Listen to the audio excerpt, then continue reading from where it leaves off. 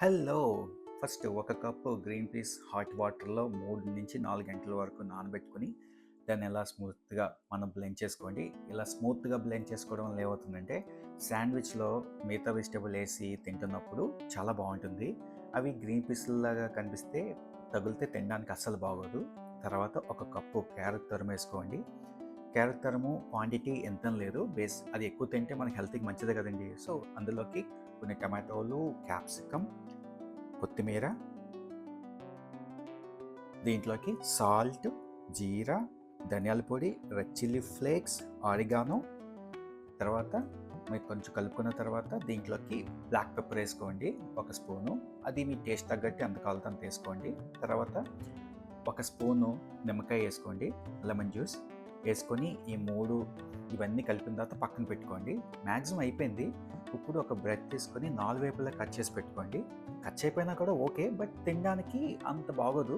Cut చేసి పెట్టుకుంటే తింటే కొంచెం ఫీల్ బాగుంటుంది. లాస్ట్‌న యోగర్ట్ వేసుకోండి. లాస్ట్‌లో యోగర్ట్ వేయడం వల్ల ఏమవుతుందంటే యోగర్ట్‌లోకి వాటర్ రాకుండా ఉంటుంది.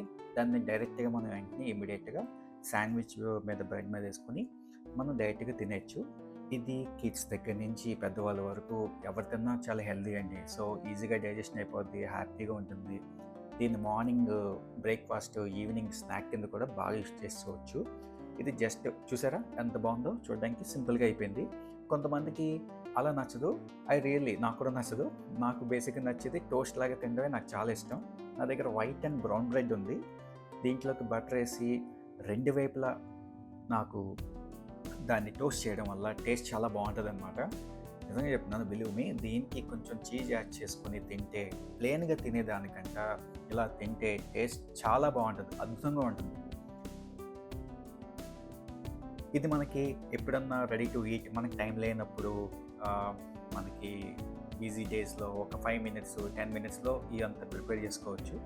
సో దీని మీద ఇంకా ఇందాక చూపించిన విధంగానే అప్లై చేసుకొని శాండ్విచ్ది మనం దీంట్లోకి కీరా వేసుకోవచ్చు, స్వీట్ కార్న్ వేసుకోవచ్చు, ఎనీ వెజిటబుల్ వేసుకోవచ్చు అండి. మనకి దీనికి ఇదే వేయాలని రూల్ అయితే లేదు.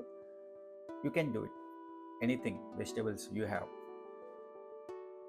దెన్ ఫైనల్లీ అంతే. చూసారా టోస్ట్ ఎంత బాగుందో. నాకు ఈ టైప్ ఆఫ్ టోస్ట్ ఉండి తింటే ఐ ఫీల్ చాలా హ్యాపీగా ఫీల్ అవుతాను. నాకు తింటున్నప్పుడు ఆ క్రంచీనెస్ అది అలా ఉండాలన్నమాట, కరకరలాడుతూ ఉండాలి. చూసారా ఎంత బాగుందో. మీరు కూడా ట్రై చేసి మీ కామెంట్స్ని షేర్ చేయండి. ఉంటా, బాయ్.